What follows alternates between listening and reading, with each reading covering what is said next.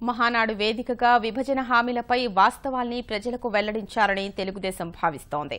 రాష్ట్ర విభజన సందర్భంగా కేంద్రం ఇచ్చిన హామీలేంటి, ఇప్పటి వరకు చేసిందేంటి అనే అంశంపై ప్రత్యేక నివేదిక రూపొందించినట్లు తెలుస్తోంది.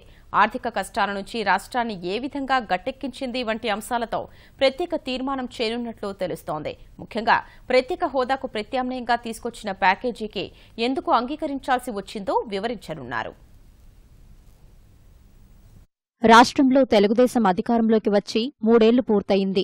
ఎన్నికలకు మరో ఏడాదిన్నర మాత్రమే సమయం ఉండడం వల్ల ఇప్పటి నుంచే సాధారణ ఎన్నికలకు సమాయత్తమవుతోంది. ఈ 3 ఏళ్లలో విభజన హామీలు ఏ మేరకు అమలయ్యాయి, కేంద్రం నుంచి ఏ విధంగా సహకారం అందిందన్న దానిపై మహానాడు వేదికగా పార్టీ శ్రేణులకు వివరించనున్నారు. ఆంధ్రప్రదేశ్ పునర్వ్యవస్థీకరణ చట్టం, హామీలు అమలు, ప్రత్యేక హోదాకు ప్రత్యామ్నాయంగా ప్రత్యేక ఆర్థిక సాయం పేరుతో ఓ తీర్మానం చేయనున్నారు. రాష్ట్రానికి చట్టపరంగా ఇచ్చిన హామీలు, పార్లమెంట్లో ఇచ్చిన హామీలపై ఇప్పటివరకు ఏం చేశారన్నది ఈ కీలక తీర్మానంలో పొందుపరిచినట్లు తెలుస్తోంది. 2014-15 లోటు బడ్జెట్ భర్తీ చేస్తామని కేంద్రం ప్రకటించింది. వీటి సాధనలో కేంద్రంపై ఒత్తిడి పెంచుతూ దశలవారీగా కేంద్రం నుంచి సాధిస్తున్నది ఏమిటి అనేది చంద్రబాబు వివరించనున్నారు.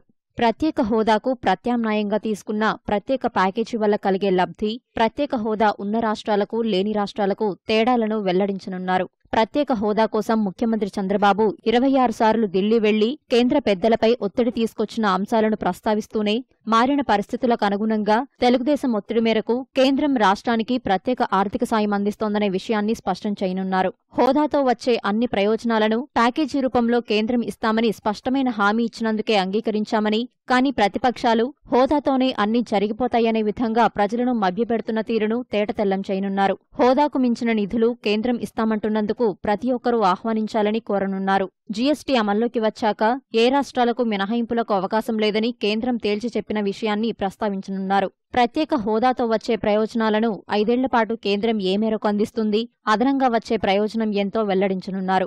సుమారు 14,400 కోట్లు రాష్ట్రానికి రానున్నట్లు సమాచారం. విభజన హామీల మేరకు పోరాడి సాధించుకున్న జాతీయ విద్యాసంస్థలు, పోలవరానికి 100% ఖర్చు కేంద్రమే భరించేలా ఒప్పించిన వైనాన్ని వివరించనున్నారు. ప్రత్యేక హోదాకి పరిశ్రమల స్థాపనకు ఎటువంటి సంబంధం లేదనే విషయాన్ని స్పష్టం చేయనున్నారు. ప్రత్యేక హోదా ఉన్న హిమాచల్లో కేవలం 1.2% మాత్రమే కార్పొరేట్ పెట్టుబడులు ఆకర్షించగా, నవ్యాంధ్ర మాత్రం 16% ఆకర్షించిన విధానాన్ని విడమర్చి చెప్పనున్నారు. విద్యుత్, భూసేకరణ, త్వరితగతిన అనుమతులు, వీటిని బట్టి పారిశ్రామికవేత్తలు పెట్టుబడులు పెడతారే తప్ప హోదా ఉంటేనే పెట్టుబడులు పెడతామని ఏ పారిశ్రామికవేత్త చెప్పరనే విషయాన్ని ఇక్కడ తేటతెల్లం చేయనున్నారు. వెనుకబడిన జిల్లాలకు ప్రత్యేక ప్యాకేజీ వల్ల కలిగిన ప్రయోజనం వివరించనున్నారు. రాష్ట్ర విభజన సమయంలో చోద్యం చూస్తూ కూర్చున్న ప్రతిపక్షం ప్రత్యేక హోదా పేరిట ప్రజలను రెచ్చగొట్టేలా కుట్ర పన్నుతున్నారని మహానాడు వేదికగా స్పష్టం చేయనున్నారు.